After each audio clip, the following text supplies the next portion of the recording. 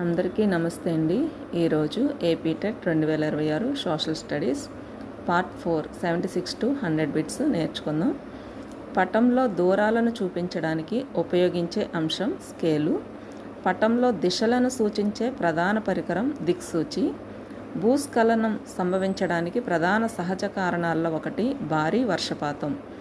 నేల క్షీణతను నివారించే ముఖ్యమైన పద్ధతి కాంటూర్ ఫ్లయింగ్. సామాజిక అడవుల పెంపకాన్ని ఏమంటారు? Social forestry. ఒకే భూమిలో సంవత్సరానికి ఒకటి కంటే ఎక్కువ పంటలు పండించడాన్ని ఏమంటారు? బహుళ పంటలు సాగు.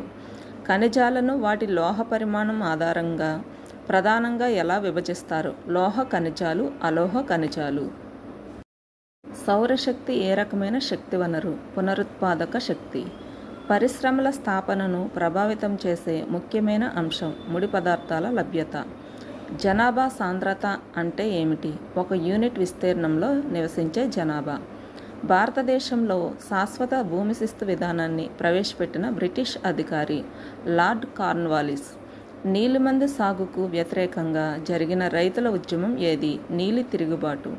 1857 తిరుగుబాటుకు తక్షణ కారణంగా భావించబడిన అంశం కొత్త తోటాల వివాదం. బిర్సా ముండా నాయకత్వంలోని గిరిజన ఉద్యమం ఏ ప్రాంతంతో సంబంధం కలిగి ఉంది? Chota Nagpur. Doctrine of lapse విధానాన్ని అనుసరించిన గవర్నర్ జనరల్ లార్డ్ డల్హౌసీ. భారత పార్లమెంట్లో చట్టం రూపొందించే ప్రక్రియను ఏమంటారు? శాసన ప్రక్రియ. రాష్ట్రంలో చట్టాలను రూపొందించే ప్రధాన శాసనసభ రాష్ట్ర శాసనసభ. జిల్లా స్థాయిలో ప్రభుత్వ పరిపాలనకు ప్రధాన అధికారి జిల్లా కలెక్టర్. చట్టం ముందు అందరూ సమానమనే సూత్రం ఏ హక్కుతో సంబంధం కలిగి ఉంది? సమానత్వ హక్కు. హెచ్డిఐలో ప్రధానంగా పరిగణించే అంశాల్లో ఒకటి ఆయుర్దాయం. వ్యవస్థీకృత రంగంలోని కార్మికులకు సాధారణంగా లభించే ప్రయోజనం సామాజిక భద్రత. కనీస మద్దతు ధర ఎంఎస్పి ప్రధానంగా ఎవరికి రక్షణ కల్పిస్తుంది? రైతులకు.